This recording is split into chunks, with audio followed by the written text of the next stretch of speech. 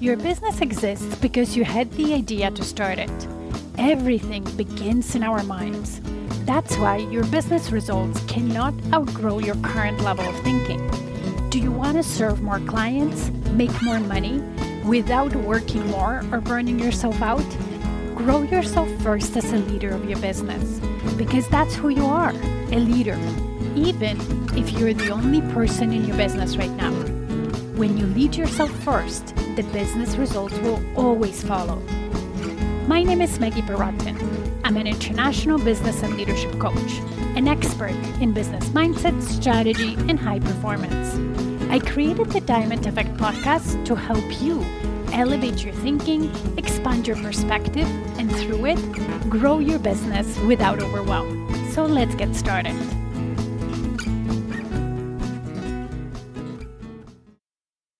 Hello, welcome Diamond Effect listeners to podcast episode 236 on January 16th. So in this podcast, I am trying to give you a fresh perspective and answer a couple of questions that I've seen out there from service-based business owners that are not answered in detail, whether it's Quora, Reddit. I did some research and looked into what are service-based business owners what questions do service business owners have that maybe are not answered to their satisfaction in Quora, Reddit, or there's so much information that they get confused by that. And I decided to try to answer some of them here on this podcast and give you a fresh perspective, maybe a different perspective that you've seen that, and I'll explain how and why as we go through the podcast. So the main two questions that I want to tackle today, because they are related, is social media still worth it, or are my clients searching for services like mine elsewhere? And then another one is, how do I convert website or online traffic into paying clients? In order to do it in a simple way, I will start with telling you a little bit about current consumer client behavior. And that comes from a Google study that was done a few years ago, but they keep updating it, that I feel is very accurate.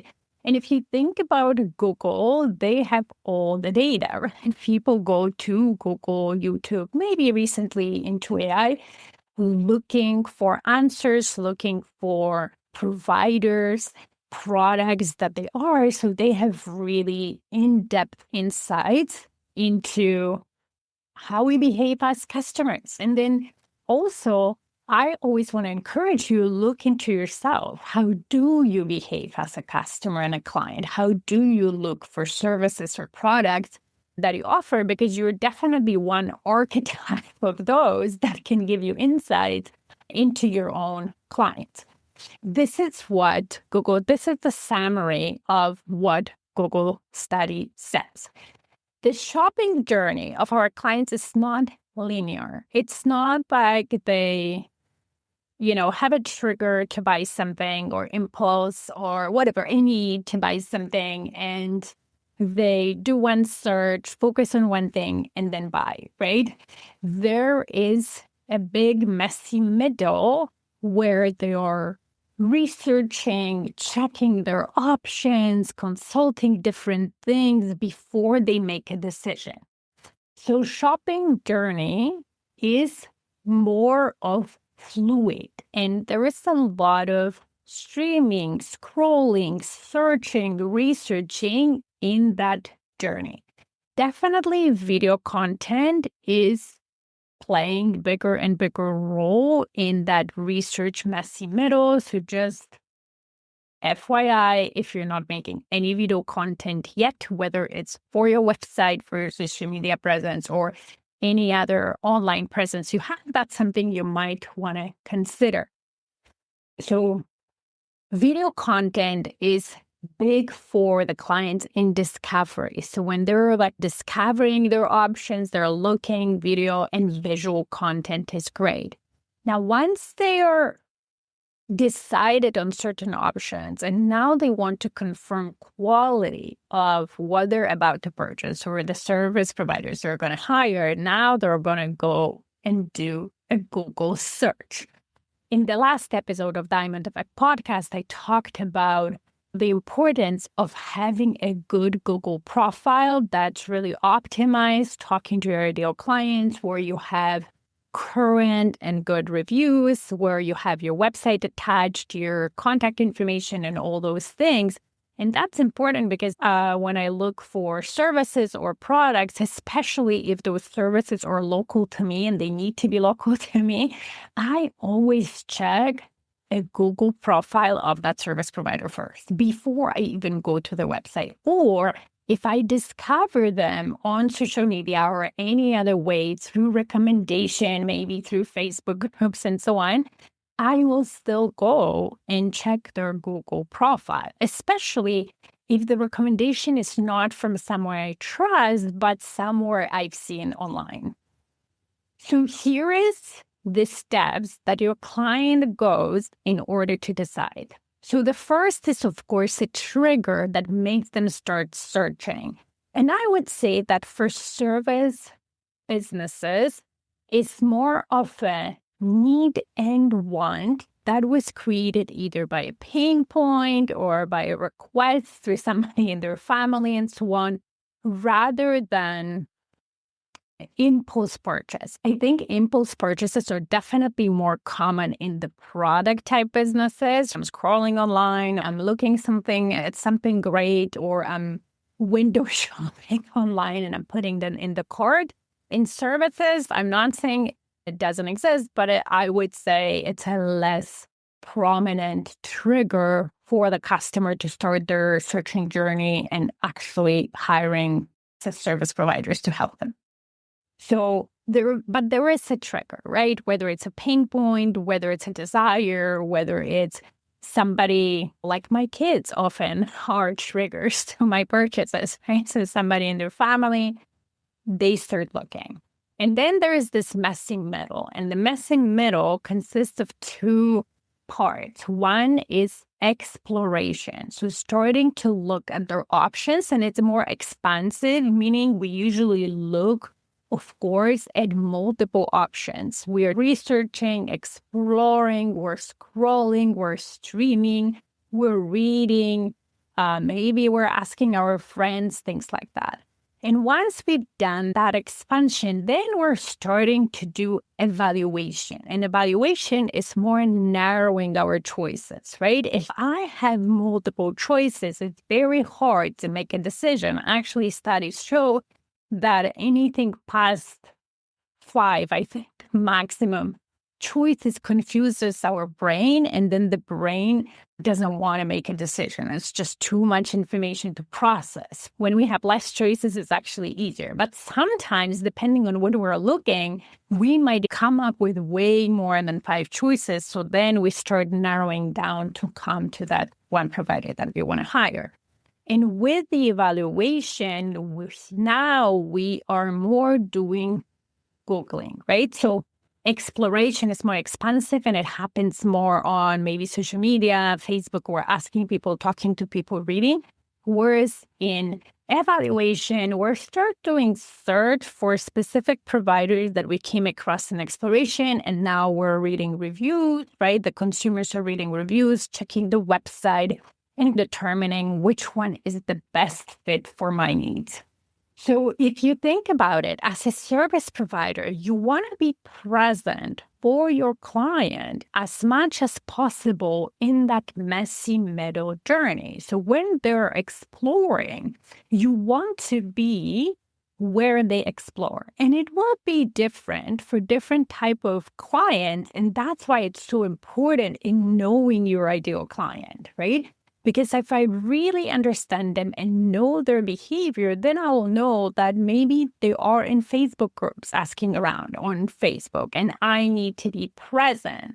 Or maybe they're Instagram people and that's where I need to be. Maybe they're on LinkedIn, maybe they're on TikTok and that's where you want to be. Or maybe they're YouTubers, right? I'm, for example, not a big YouTube person in terms of exploring and searching. for services, but there are people who just do YouTube, and you need to understand your people, and then you will know where to show up. Right? So here is the answer to the first question. Is social media worth it, or my clients search elsewhere? Yes, it is worth it because it is part of their exploration. It's not the only place where they look, but if you are not there when they look, they might miss on discovering you or giving you a chance to get to that evaluation process. So then, once they explored, now they're evaluating. So what do you need to do to convert a website or online traffic to your paying clients? And I want to say there's 3 critical steps. And I'll list the steps first, and then I'll give you some examples from my recent journey. So the first step is have your Google profile optimized, active, with great reviews and so on. Number 2 is, of course, your website needs to have a copy, so whatever writing is on it, that is very specific, talking to your ideal client pain points, to their desires, how you help them, answering their questions, with a clear call to action. So how do you want them to contact you? Okay.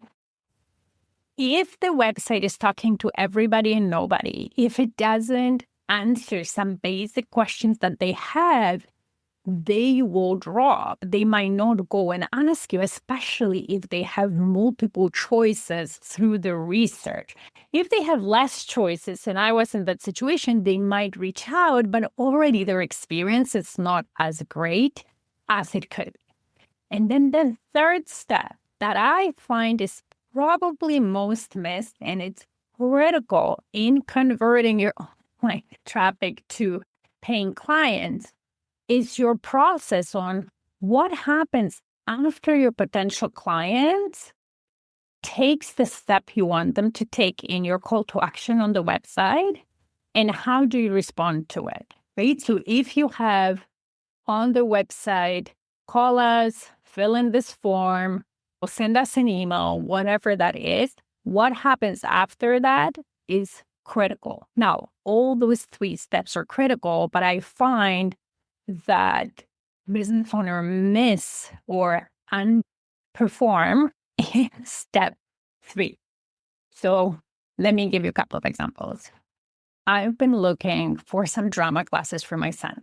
So my trigger was my son coming to my husband and I one evening while we were already in bed getting ready, saying, I want to be an actor. I want to try and act. And I thought it was unexpected request coming from him, but we were excited just because I feel like acting classes or any stage presence and performance improv classes are great skill builders. Whether my son becomes an actor down the line or not, we thought it was a great idea. So we said, no problem, let's start with some classes. So that was a trigger to my search of local service providers that provide drama classes for kids.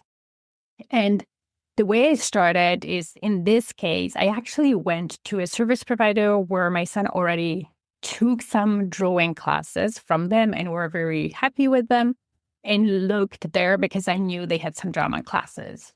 But their classes are at the time and date that's not optimal for us, given that we have another child who is very busy with their activities. So it wasn't optimal. It was doable, but not optimal. And that triggered my wider search to look for other providers and see, okay, can I find something similar, but at a better time and date? So through my search, I explored, did the research, and narrowed down to 3 options, or found out 3 options. Sometimes with service providers, you have more than 3, but clearly drama classes for kids in my area, maybe they don't have enough teachers to do that because they seem to be very popular and they fill up fast. So I was always thinking, like, why not create another class? But maybe there aren't enough teachers, and maybe they're new. Does not matter. I came up with 3 options. And as I started doing my evaluation, one turned out not to be the right fit at all because they just provide programming to schools and other organizations. The first one, I went to the website, really clearly stipulated what they do, when they do it, what is the pricing and so on. And for that, same thing, Murphy's Law. They run their classes only one time a week for at the time when my son has a basketball. And I don't want him to drop a basketball because I believe he needs to have one physical activity to grow his physical abilities. So I didn't want to, so that was out of question for him not to do basketball and just drama classes. And that brought me to the third option, where their website was pretty good in explaining what the program was, which made me excited and interested.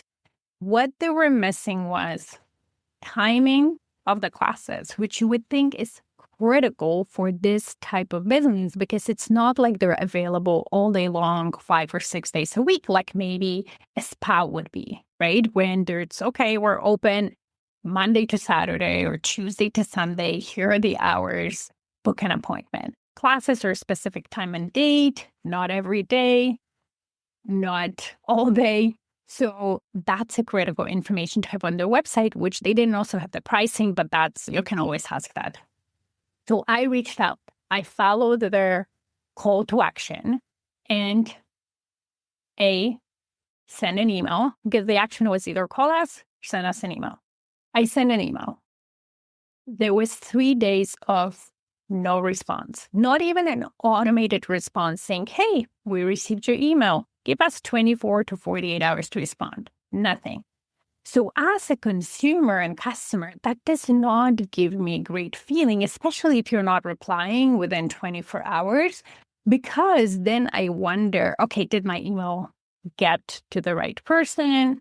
Are you still open? Like, why are you not responding? And my son was so excited to try and figure it out that he was asking me every day, Mom, did they respond? Did they respond? Do we know? And by day 3, he was like, oh, maybe they don't want me there.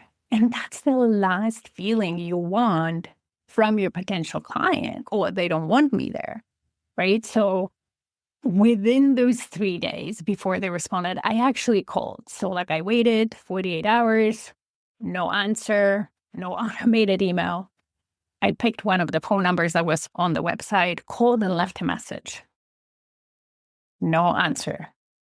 Another thing, right? So after 4 days, I received an email back telling me, okay, you can come and see us in this class that happened to be at the exact same time, like my son's basketball. Again, Murphy's Law. So I replied back saying, hey, do you have any other classes? Still waiting for a response on that email. They did not call me back. I think they texted me back, but it was so vague and unprofessional that I thought it was a scam, so I didn't reply. So if you're asking your client to call you, if the client leaves you a message, call them back. Don't send them a text. And at least if you want to send them a text, be very specific. Who is texting? Why are you texting? They don't have your phone number in their contacts. And there's so much scam going on in the email world, text phone call world, that you want to be beyond suspicion. So if you can see that particular service provider did not really have a tight process for after their website. The website was good. It converted, meaning I did what it asked me to do. I followed the CTA and I was excited to inquire because the copy was good. But your client won't convert if then the process of them contacting you and you responding and you having that sales conversation, whatever your sales process looks like, is cumbersome. And the thing is, if I had more than 3 choices, I would have completely gone somewhere else within 48 hours or within 3 days. I would have gone somewhere else and explored. And then one last thing was, that I ended up calling the second number that was there and reaching their head office because it's a franchise, so they have multiple locations. And then the head office wasn't helpful either. They weren't trying to help me as a customer, saying, hey, yeah, this class, if it doesn't work for you, we don't have anything now. But as we're expanding, so the location in my town is very new. As we're expanding, if we have any other classes, let me put you on the waiting list. Let me get you your contact information. We'll reach out to you, right? That's how you get the leads that maybe you cannot serve right now, but retain them at least and show that you care. None of it was done. I was more pitched to open another franchise or find a franchisor for them, which was very weird. So let's just now see how it could work for you, how your social media presence and your website can convert just from the examples, how my clients find me that are not warm referrals through my other clients or strategic partners. One of the very recent clients found my name with some online content and presence collaboration that I've done. Once they found my name and there was a link to my website, they went and in their exploration, they checked out my podcast. They resonated with one specific episode. And from there, because they had contacted my website, my podcast very often has linked to my consultations, they booked a consultation. When somebody books a consultation from me, they get immediate notification, of course, on what it is, what to do, how to show up. They showed up, we had a conversation, boom, they became my client. Right? Or another way a client of mine discovered me was I was recommended a few times in particular Facebook groups that I'm part of. And they didn't even ask for the recommendations, but as certain posts were asking for recommendation and my name was mentioned, that whatever drew their attention in their exploration to me, again, they checked my website, they resonated with the content there. They followed a clear step, call to action, contacted me, contacted them right away, booked a consultation. We had a call and they converted, right? So you can see how simple and easy it is for my potential client to work with me. And even if people, let's say, don't book a consult, which is a streamlined process, but they have a question and they send me an email, my goal is to reply, if not the same day, within 24 hours. And let's say if I couldn't do it because I was getting so many emails that it would hurt for me, either I would hire somebody to help me, or B, let's say if I'm not ready for it yet and so on, the easiest way to do it is set up an automatic notification telling your potential client on the expectation, saying, hey, thank you for your request. We got it. You'll hear back from us for 48 hours. And that brings calm to your potential client because they know you care. You got the request. You're looking into it. So to summarize, it's worth it for you to be present on social media or in other content type forums, but only where your client hangs out. And that's why it's important to know your ideal client. And it's worth it to create content consistently. It does not have to be 5 times a day and so on, but consistently enough. So when your ideal client is in their exploration mode, you show up, they can resonate with you, and they can, in their evaluation, choose you as one of the options. And how you convert your website or online traffic to paying clients is by showing them in your copy that you understand and get them, having social proof that's current, meaning testimonials of the clients showing that you are a reputable service provider and you help people and they get results. And then having a process that when they do contact you, when they do what you ask them to do, their journey from there on is smooth they feel like being taken care of, that you care, and you're there to help them. I hope it was helpful, and that the one last thing that I wanted to say is that what sometimes stays in the line, what sometimes trips service providers up from that smooth experience is that they look at parts of their marketing in isolation. They siloed it. They treat social media as a separate thing from the website, from the Google, or from the conversation with the client. And that sometimes happens when you start going to experts in that one area. Okay, I have somebody helping me with the SEO, and then I have somebody else helping me with social media strategy and so on. And then I have somebody else to help me with sales. Nobody's looking at the holistic picture, because when you siloed it like that, everything is focused on you, the service provider, on the business who wants clients. But when you start looking holistically from the client perspective, and you map out their journey with you, and that's the client should be the center of your attention. And that's where you bring it together and you create an ecosystem, a journey for your clients that when they go, it's smooth, it's easy, and it's a pleasure for them to go through, and you convert more of them that way. So if you want help to look at your marketing, online presence, your website, and how you convert and how you get paying clients from the holistic perspective, from the perspective of your ideal clients, not in isolation and siloed, I can help. That's what I do. That's how I help my clients grow and scale without overwhelm. Book a consultation with me, and there will be a link of that in the show notes. Have a great week. Talk to you next week. Thank you for listening today. If this podcast resonated with you, please come back. Also, you can leave a review on whatever platform you're listening. And if you have a suggestion, question, or a topic you would like me to talk about, let's get in touch via email. Email me at Maggie@stairwaytoleadership.com.